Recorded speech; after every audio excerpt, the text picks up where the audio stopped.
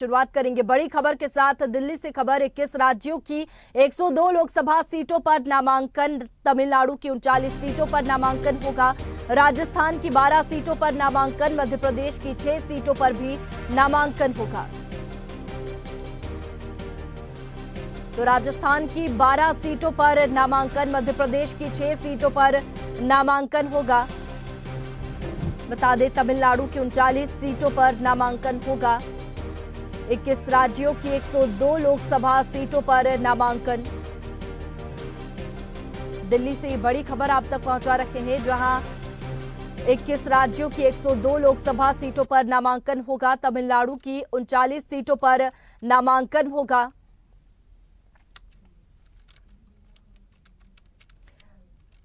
और इसी पर ज्यादा जानकारी के साथ तनु हमारे साथ में फोन लाइन पर जुड़ गई है। तनु, 102 लोकसभा सीटों पर नामांकन होगा, क्या कुछ तैयारियां हैं इसकी?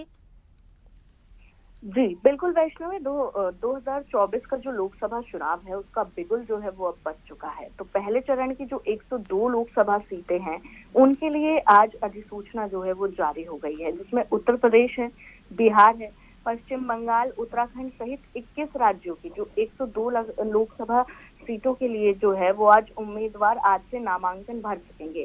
वहीं पूर्वोत्तर के 6 राज्य हैं जिसमें लोकसभा की 9 सीटें हैं। अगर बात की जाए दक्षिण भारत के तमिलनाडु की तो 39 सीटें हैं और लक्षद्वीप की 1 लोकसभा सीट पर पहले ही फेज में जो है वो चुनाव पूरी तरह से निपट जाएंगे। वहीं पहले चरण में 21 राज्यों और केंद्र शासित प्रदेशों में जो है वो 19 अप्रैल को मतदान है। यानी कि लोकसभा चुनाव के लिए जो पहले चरण की अगर बात की जाए तो 21 राज्यों की 102 लोकसभा सीट जो है वो उनके लिए नामांकन शुरू हो गया है, जिसमें बिहार में नामांकन दाखिल करने की जो अंतिम तारीख है वो 28 मार्च है। इसके अलावा जो बाकी 20 राज्य बच गए उसमें 27 मार्च तक नामांकन की जो पूरी प्रक्रिया है वो कर सकेंगे।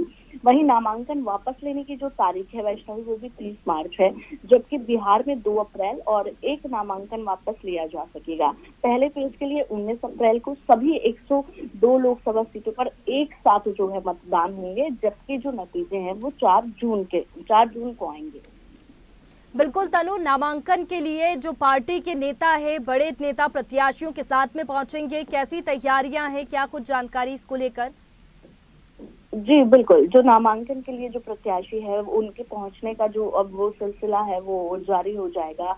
तो हम जिस तरीके से देख रहे हैं कि सभी ने अपनी जो तैयारी है वो पूरी कर ली है। तो आज जो नामांकन प्रक्रिया है वो एक आगाज है कि अब जो बिगुल बज चुका है उसके लिए तमाम जो तैयारी है वो कर ली गई है।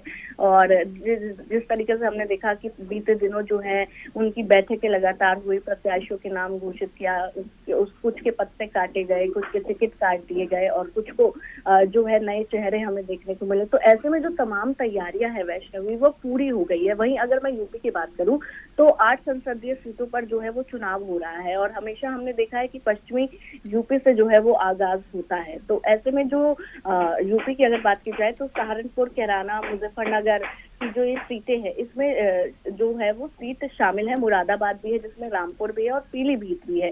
तो अगर बात की जाए 2019 के जब लोकसभा चुनाव हुए थे तो इन 8 सीटों पे से 3 बीजेपी थी और 2 सीटें जो थी वो सपा ने जीती थी। तो पिछली बार जो था वो सपा बसपा आरएलडी का गठबंधन था, लेकिन इस बार हम देख रहे हैं कि जो सियासी हालत है वो बदल गए हैं। आरएलडी ने बीजेपी के साथ हाथ मिला रखा है तो सपा ने कांग्रेस के साथ। तो इस बार और भी ज्यादा जो है वो दिलचस्प होगा इस बार का चुनाव वैष्णवी।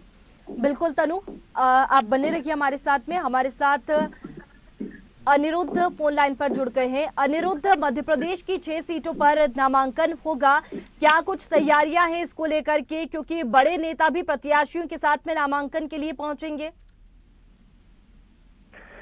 देखिए, आज देश भर में नामांकन प्रक्रिया 2024 के चुनाव के लिए शुरू हो रही है और 21 राज्यों की 102 सीटों पर आज से नामांकन होगा, जिनमें मध्य प्रदेश भी शामिल है। और देखा जाए तो जहां तक बात करें मध्य प्रदेश की, तो मध्य प्रदेश की 6 सीटों पर, 6 लोकसभा सीटों पर 19 अप्रैल को पहले चरण की वोटिंग होगी। और आज जो नामांकन की बात करें तो आज मुख्यमंत्री डॉक्टर मोहन यादव खुद सीधी जाएंगे और सीधी में डॉक्टर राजेश मिश्रा जो भारतीय जनता पार्टी के लोकसभा कैंडिडेट है उनकी नामांकन रैली में शामिल होंगे। उनके नामांकन नॉमिनेशन फाइल करते वक्त मुख्यमंत्री उनके साथ मौजूद रहेंगे। और जहां तक ओवरऑल हम भारतीय जनता पार्टी की बात करें, मध्य प्रदेश की बात करें, तो 5 लाख नए मतदाता जुड़ गए हैं इस बार और वोटर्स की संख्या 5.65 करोड़ के लगभग हो गई है मध्य प्रदेश में। और 29 में से 6 लोकसभा सीटों पर 19 अप्रैल को मतदान होगा। 20 मार्च को आज नोटिफिकेशन जारी किया जा रहा है। 27 मार्च तक नामांकन दाखिल हो सकते हैं। 28 मार्च को नामांकन पत्रों की जांच होगी और 30 मार्च तक नाम वापसी होंगे।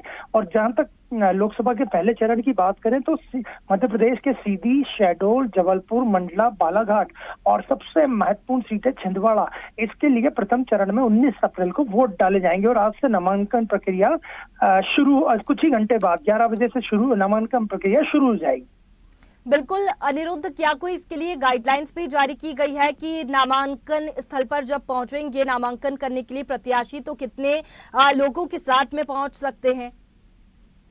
जी हाँ, बिल्कुल। हर बार की तरह इस बार भी चुनाव आयोग ने गाइडलाइन तय की है कि नामांकन भरते वक्त अंदर जहां भी कलेक्टर डीएम का कार्यालय होगा वहां भीड़ न लगाएं, सीमित संख्या में लोग शामिल हों। और वैसे भी देखने में आया है कि लोकसभा चुनाव में जो प्रत्याशी रहता है, उम्मीदवार रहता है, किसी भी पार्टी का हो, वो चुनाव आयोग की गाइडलाइन का पूरा पालन नहीं करता है। तो इस बार भी विशेष ऐसे कोई गाइडलाइन नहीं बनाई गई है, लेकिन जो पुरानी गाइडलाइन है उसी के अनुसार 3 से 5-7 लोग शामिल हो सकते हैं नामांकन में। नामांकन रैली जो डीएम का ऑफिस है उससे काफी दूर रोकी जाए, रैली में ज्यादा शोर शराबा, डीजे आदि का इस्तेमाल न हो। तो ऐसे तमाम तरह की जो गाइडलाइन है उसका आज से कुछ घंटों बाद से पालन होना शुरू हो जाएगा। चलिए, शुक्रिया अनिरुद्ध आपका तमाम जानकारी के लिए।